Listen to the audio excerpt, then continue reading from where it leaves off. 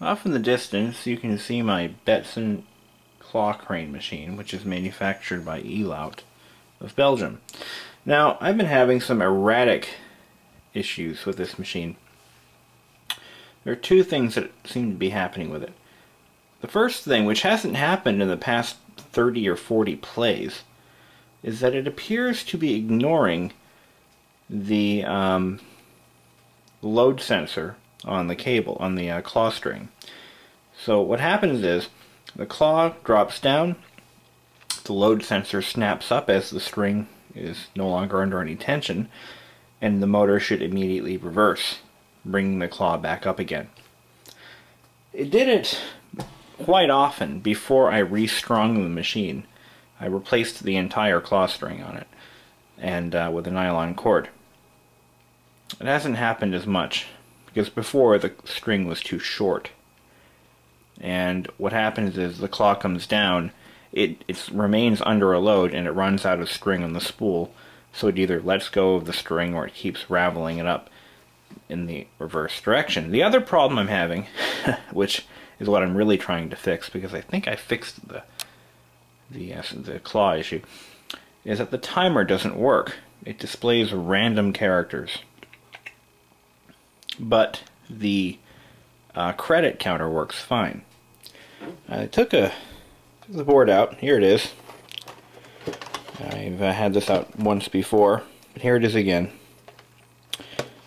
And here's my issue. I'm looking for poor solder joints, because if I flex the board a little bit, it changes the behavior of the counter. Sometimes it works, sometimes it doesn't. And I'm horrified by what I'm seeing here. Some of the worst solder work I have seen in my life. Now, I used to solder professionally for a small electronics company, so I know a good solder job when I see it. But I also know a bad one. Look at this. Somebody either baked or fried the land and had to jump this transistor onto this here. So that's a jumper. That was done deliberately by somebody trying to repair the machine. Let's see. I saw some other questionable ones near the timer circuit. Where was it? The coating is coming off this board in some areas, probably due to age mostly. Where was I? This is the motor control circuit. We have our relay bank here. Those all seem to work fine. This is where I caused some issues. But I jumped it and now it's all good. Let's see here. Where was I? I know I saw some that were like really questionable. Here's one. But that doesn't look that bad actually. This is our microprocessor, I believe. Ah, here it is. There's one here. No, that's okay. Anyway, I'll find it and I'm going to resolder it. I think it was in this vicinity. Right here we have some corrosion on the board, which doesn't look terribly healthy, but I don't think it's terribly bad either. Alright, first of all, where was it? Let's see, we get this way. Oh, here it is. This bar here, I think it's like a resistor bar. I saw a solder joint that was completely undone. Oh, for God's sakes. Anyway, this is where our connector is. Just take a good look at all these joints, because I know there's a bad joint somewhere in this vicinity. Because that's about where the board was flexing when I got it working. And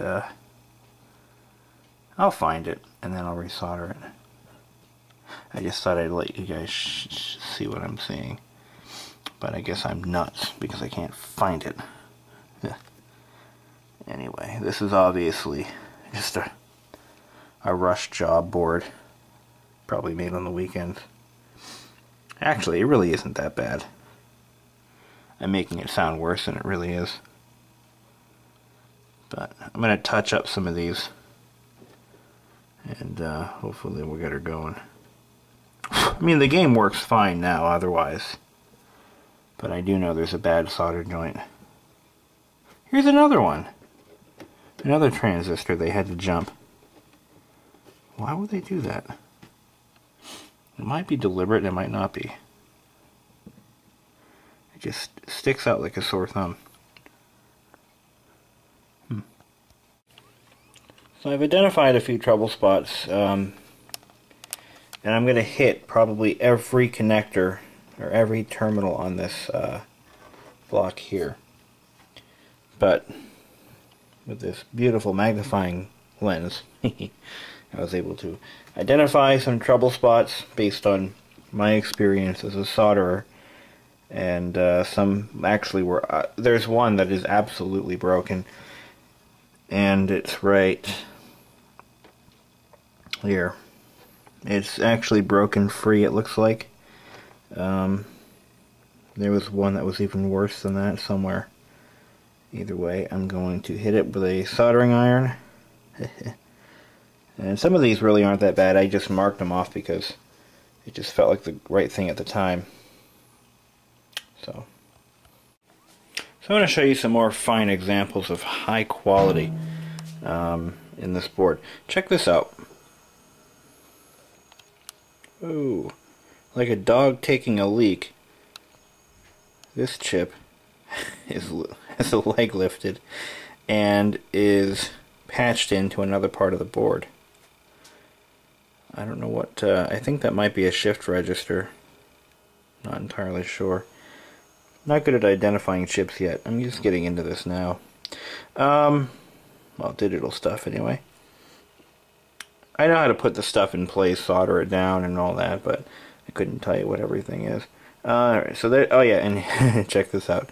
This leg is lifted from its normal hole and positioned into another one.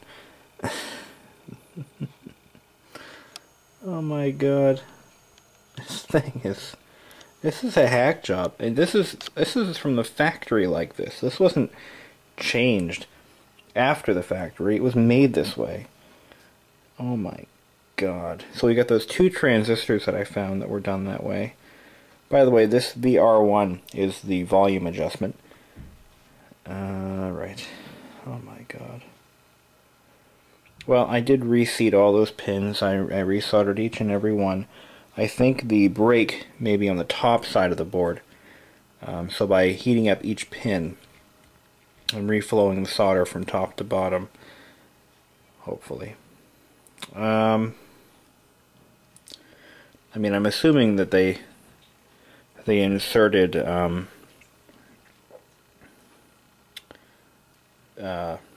posts in each hole, but you can't really be sure at this point.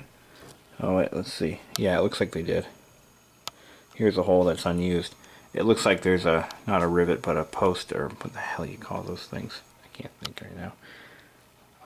Anyway, so there you go. So assuming, yeah, right. But look at this, there's one. Let's see, it looks like these holes were used right here, but they were not. From the looks of it. Let's see. Let's shine the light between them. Oh, those go right underneath the chip. Right. So they're not used. I'm making dinner. That's what those crackling sounds are. Yes. Anyway. Wowzer. So that's that. So let's put this board back in and see what happens. Well, the problem is diagnosed. Are you ready? There is still a cold solder joint. Watch, I'm going to flex the board outward. Watch what happens.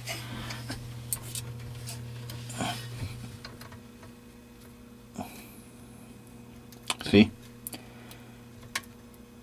Oh, there we go. Okay, now we're going to let it go. See what I mean? There's a cold solder joint on the board somewhere. I don't know where. I have touched almost every point on that board so far and I can't find it. So, my next step will be to bake the board. But I'm a little hesitant to do that because the stakes are so high and trying to find this cold solder joint that way. They're very high. Because if something goes wrong, God forbid. Oh man, do I really want to do this? It's worth a shot. I mean, I've baked boards before with success. Oh, by the way, the segment being out on the credit display, that is a cabling problem. It's right here. There's a cut in the cable. And I was hoping that that cut was what was causing this. But sadly, it's not. For a board that is practically irreplaceable, this is going to be either the dumbest thing I've ever done or the smartest. Luck is not usually on my side in cases like this. So we're just going to hope and pray that this either works or does no harm. I'm putting it in for 9 minutes at 375. It should be hot enough to get the solder rolling. I'm hoping. Really hoping that this works. Well, here it is, fresh out of the oven. I actually took all the socketed chips out first before I put it in, and it's cooled down. Still a little warm, even though these caps are still hot. So I'm going to let those cool off before I start putting it back together.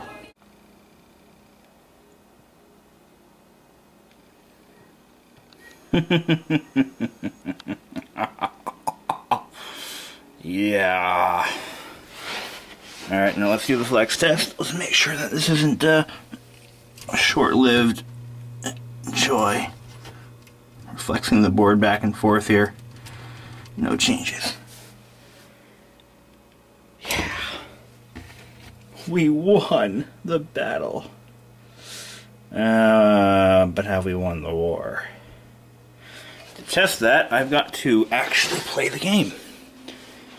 So, that means that this has to reset to 0, count up to 30 when a game is started. Okay. We're going to do a range of motion test. Okay. The next thing we're going to do, make sure it returns. Okay. Game 2. Let's make sure it counts down and automatically executes at 30.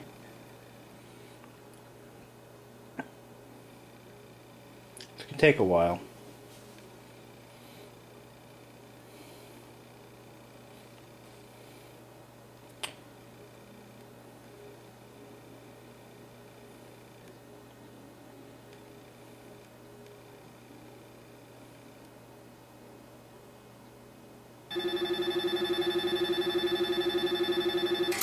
That's 34 seconds, and it gives you an alert.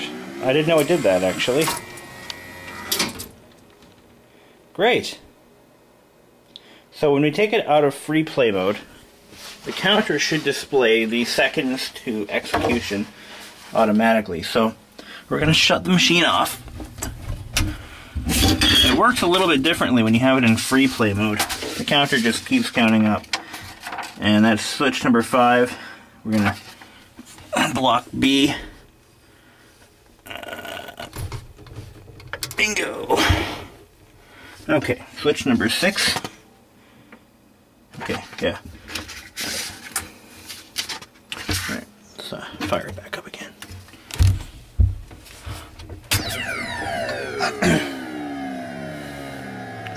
Now I thought it was... there it goes. it snaps back to 30. And as we discussed, this right here is not a segment out, it's actually a fault in the cable. And depending on how the cable's positioned, it'll go away.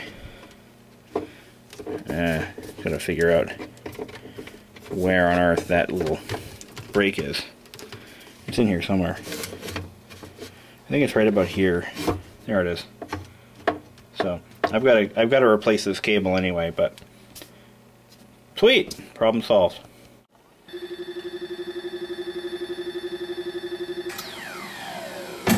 Okay, so that's the second sound effect that I've noticed. The first one, sorry, that I've noticed that it didn't have before. The other one, let me just quickly finish this play. So I've actually solved problems I didn't even know I had. Honest to God. Not only does the counter work, but watch this. I'm going to put in a coin. Didn't do that before. Before, it just went click. So it has two sound effects that were lost due to a weak solder joint, or a couple of weak solder joints. We've actually fixed two problems here. Three. Sound effects for the coin drop. A sound effect for the prize drop. Here's the coin drop. And here's the prize drop sound. I'll just... Ooh, I won Pee Wee Herman. Look at that. Claw didn't open. There it went. So we have the prize drop sound. It did open, but the head got stuck. There we go. So we got the coin drop, prize drop.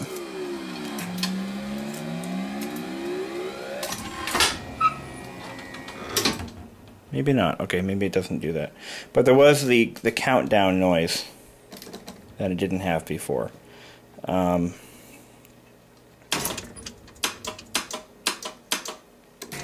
Wait a minute.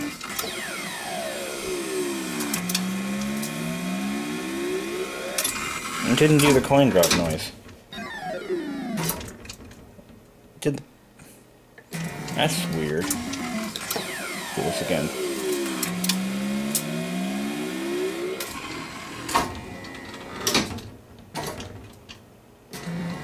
Oh, I see what it did. I think.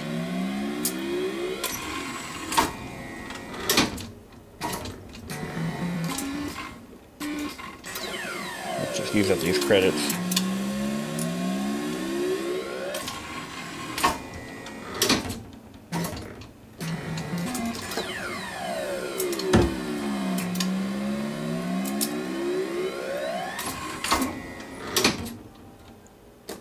No, coin drop. It didn't do it. It didn't actually do it. That's odd. So it like does the coin drop noise when it wants to. And it did a prize drop noise too. Huh, weird. Interesting stuff. So what have we learned? Well, I found that it does the coin drop if you give it a few seconds between plays. Like right now. But if I play the game,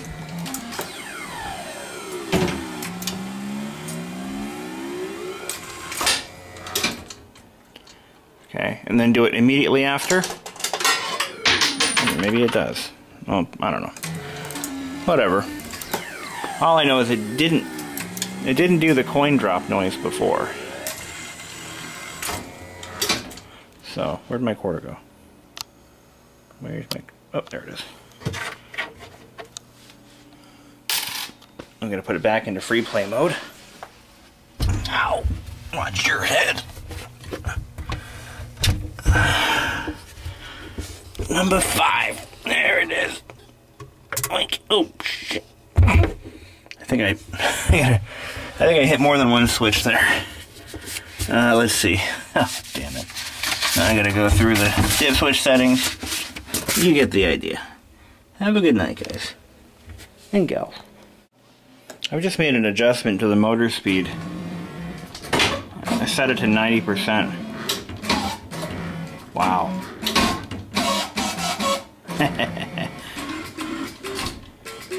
Look at that. Uh-oh. So I brought the motor speed up. So now I could probably derail this thing if I tried.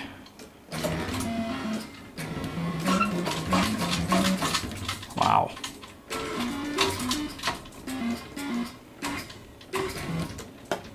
We're gonna go ahead and turn that mode back off. I just wanted to see what it did. Well, we're now going to troubleshoot another problem that I've just discovered with this machine. We're getting really down to the nitty-gritty and as far as isolating problems here. And this machine has several. Now, if you remember earlier on, I was having a problem with this string. As the claw was hitting stuff, the tensioner would release, and it's supposed to reverse the motor instantly. But it wasn't. Now, I had played with the test function earlier on, but at the time I didn't have the sound working yet. Now, with the sound, this is really cool.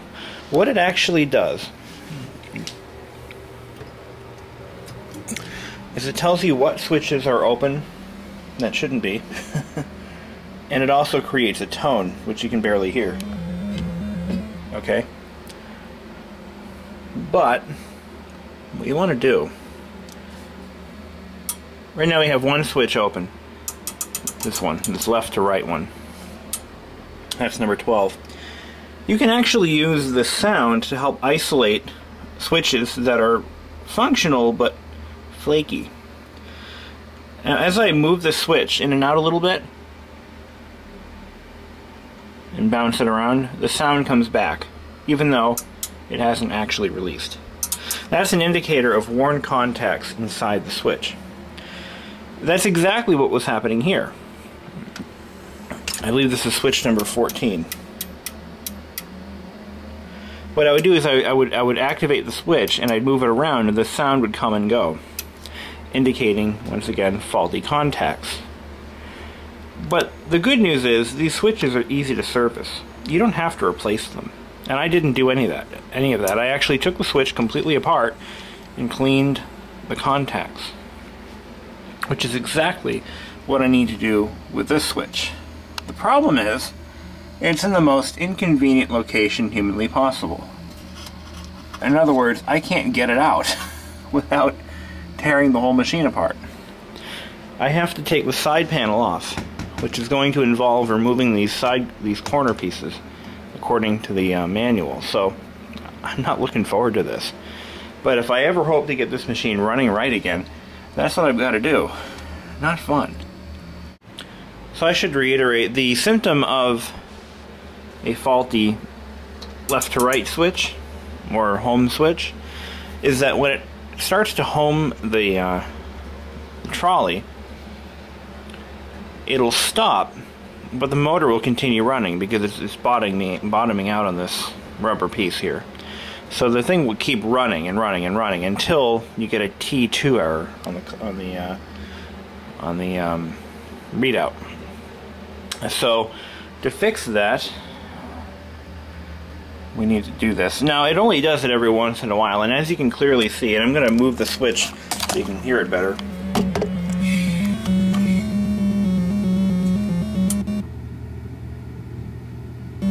See, that's what I'm talking about right there.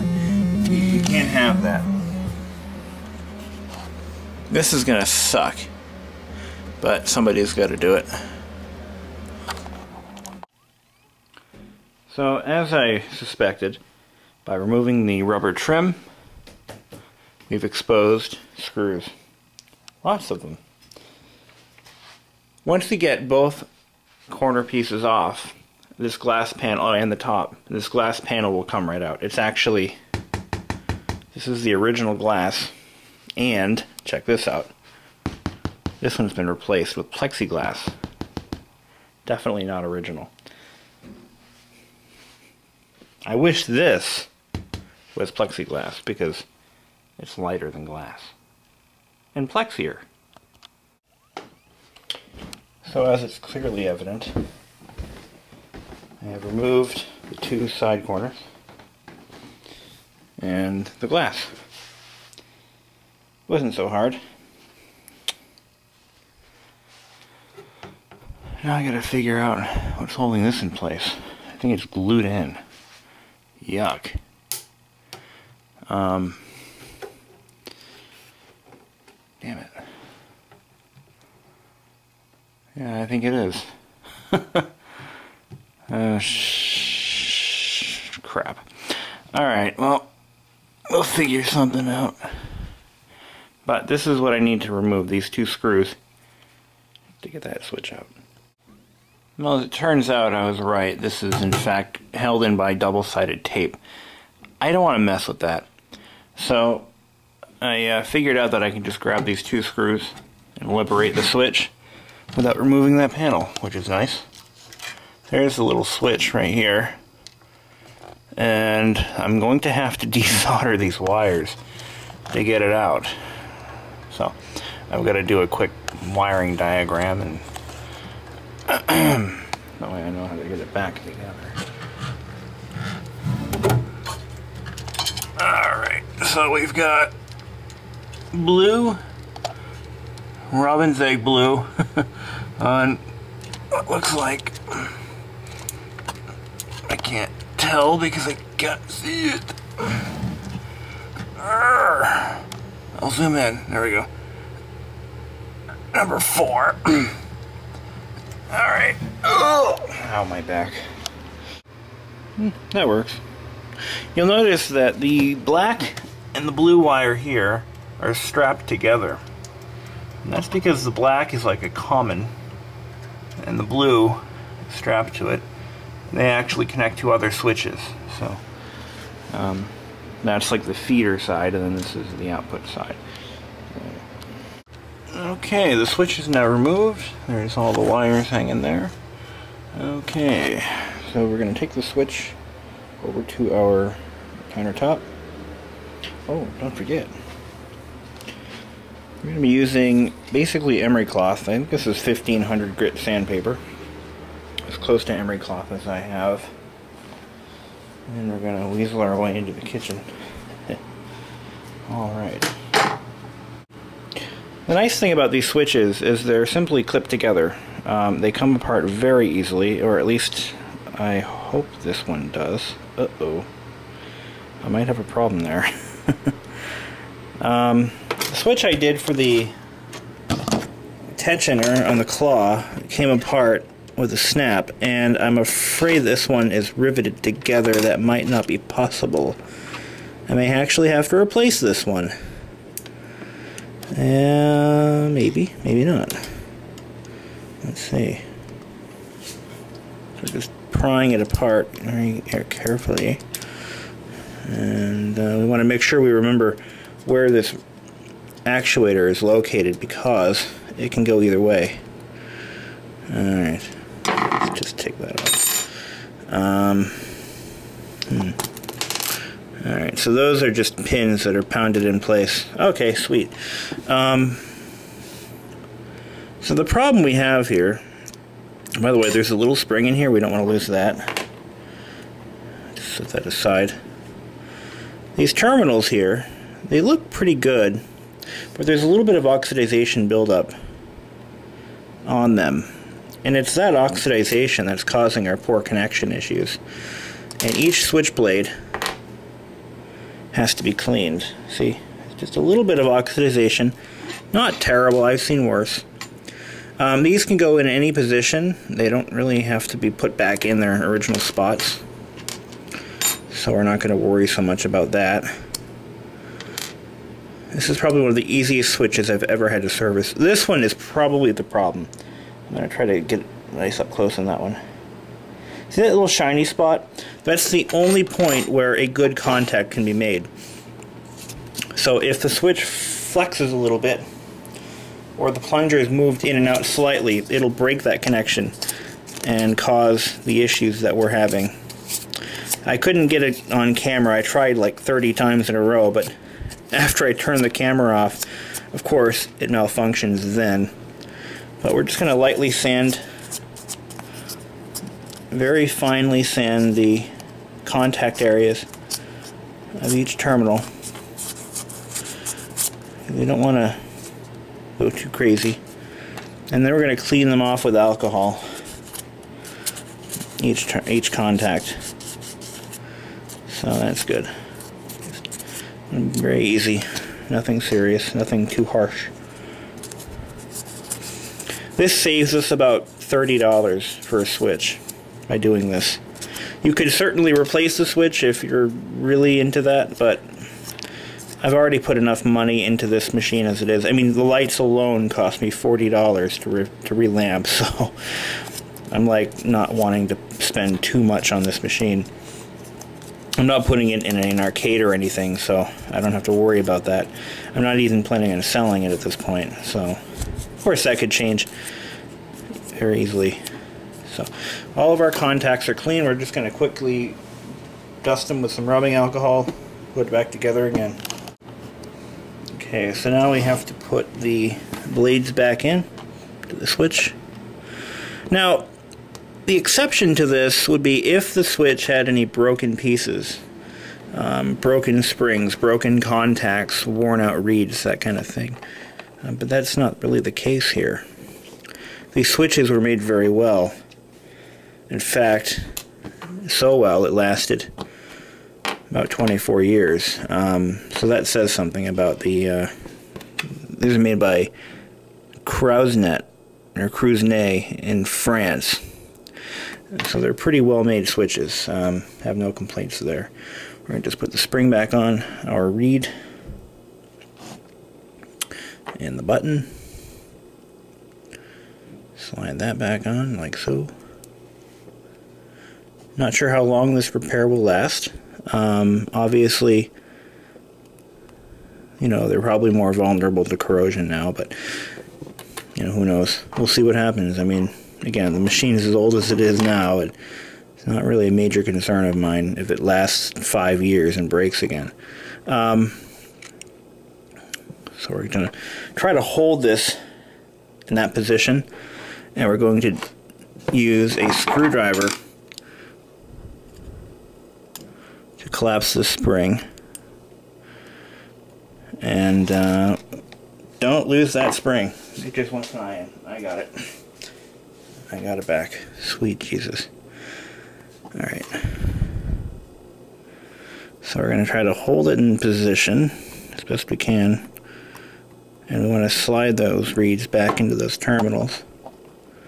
Like that. And we're going to use the screwdriver now to collapse the spring. I'm going to try to do it facing the camera. So if it goes flying, you'll see it.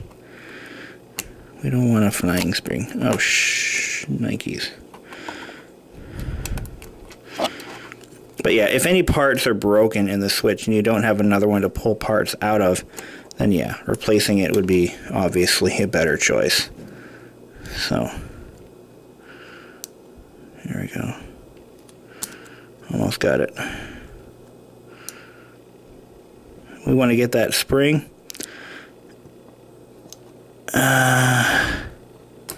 like that. Perfect. And then we're going to test it. And we're going to put the cover back on. Now, it would be a good idea at this point, before we waste time reassembling the game, to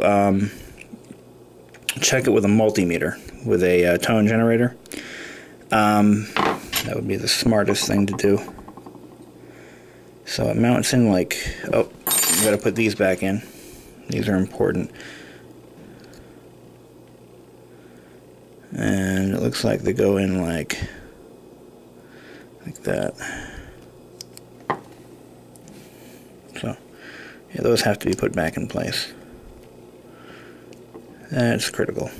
Otherwise, you won't be able to mount the switch in the unit. Put them both in. Like so. Try to get them in the direction they were in originally. May or may not be critical, but it's worth it. Okay.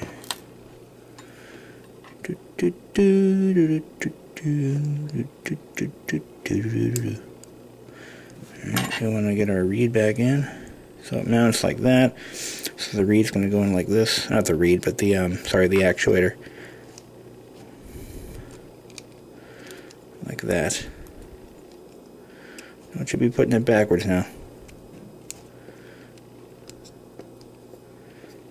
Okay, good. So, and that is in the right direction. So there we go. We're gonna just put these little pins back in there. You may have to pound them in. They're held in with friction. Oh, no, that one's not. Oh dear. That one was held in with nothing.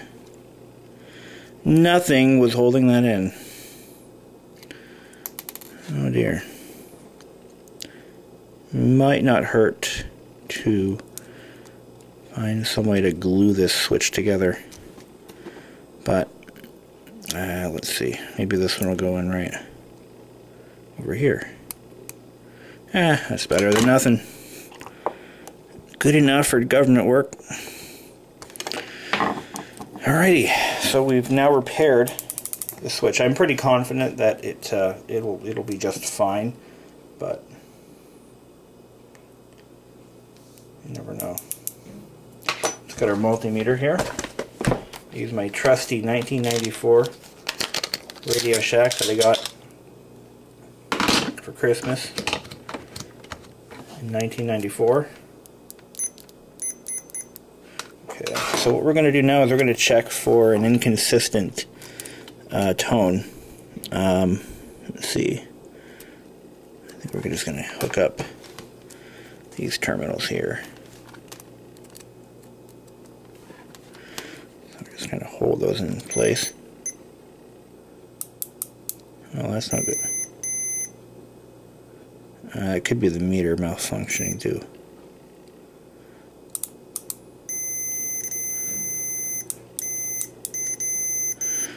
Yeah, that's the meter. I can't get a good contact on these. Here we go. Pretty consistent. Okay, so now this side here is our normally open side. And we're going to close it.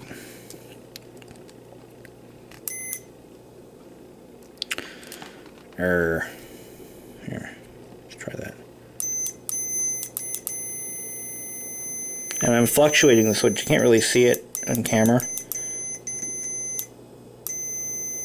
And when the meter cuts out, it's because the probes are losing connection.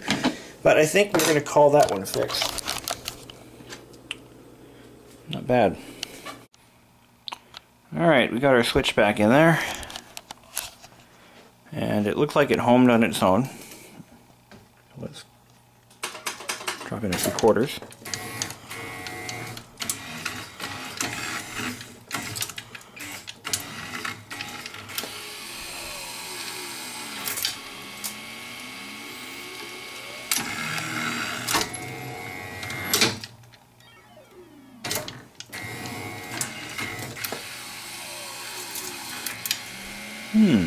Seems to be working.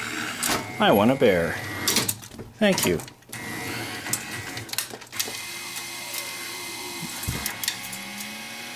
So there's one more switch. There's two switches I've had to fix.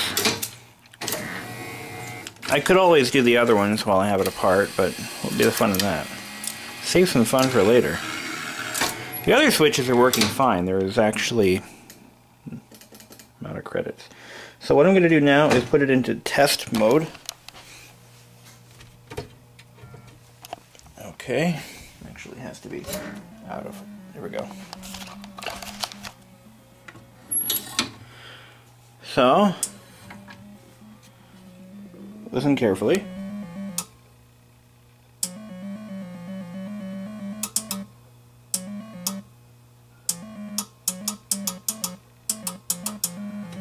Sweet.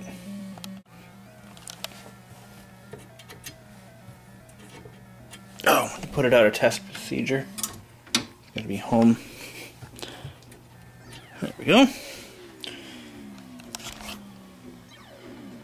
Okay. Drop in a few quarters.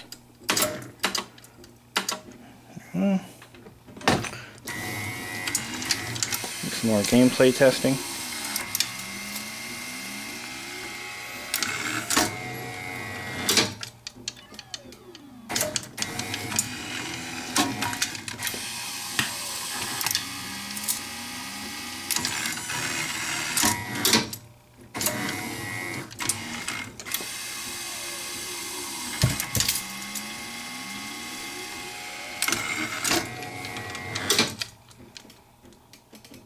Okay, I think we're good.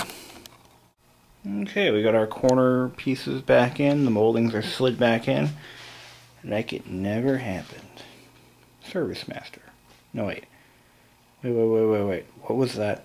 Like it never happened. I think it was either Service Master, Serve Pro, or one of those. Disaster. Clean up plate. Anyway, it's all fixed.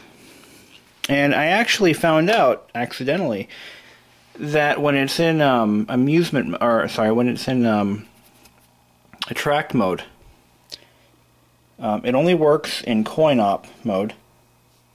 And what it'll do is every couple of minutes, the claw will randomly go to some random location, and it'll try to pick up an animal, and then it'll let it go, and then return home. It's pretty cool, but it works. That's what matters. So let's push this beast back into where it belongs, and I gotta clean up my carpet. It's all messed up with debris. Anyway, here you go. Okay, it just did it. Now what it does differently when it's in attract mode, it'll go to a random location and it'll pick something up, or it'll try to, but it releases the claw before it goes home.